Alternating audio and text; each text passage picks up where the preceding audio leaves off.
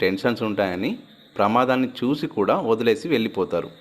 మరికొంతమంది అంబులెన్స్కి కాల్ చేసి చిన్న హెల్ప్ అయినా చేస్తారు, కానీ దగ్గరుండి హాస్పిటల్కి ఎవరు తీసుకొని వెళ్ళరు. ఈ క్రమంలో కేంద్ర ప్రభుత్వం కీలక నిర్ణయం తీసుకుంది.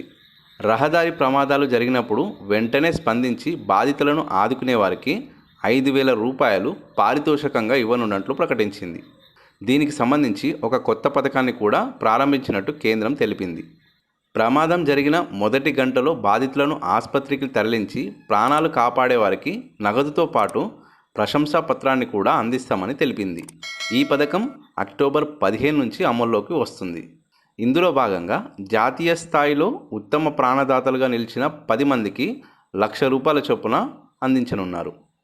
ఈ పథకంలో భాగంగా ప్రమాదం గురించి పోలీసులకు మొట్టమొదట ఎవరైనా సమాచారం అందిస్తే ఆ వివరాలను డాక్టర్లతో కన్ఫర్మ్ చేసుకున్న తర్వాత పోలీసులు ఆ వ్యక్తికి ఒక రసీదుని ఇస్తారు.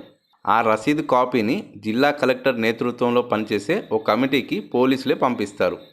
రోడ్డు ప్రమాద బాధితులను ఎవరైనా నేరుగా ఆసుపత్రికి తరలిస్తే వారి పూర్తి వివరాలను ఆసుపత్రి వారే పోలీసులకు తెలియజేయాల్సి ఉంటుంది. దీనికి సంబంధించి కేంద్రం తాజా పథకానికి మార్గదర్శకాలు విడుదల చేసింది.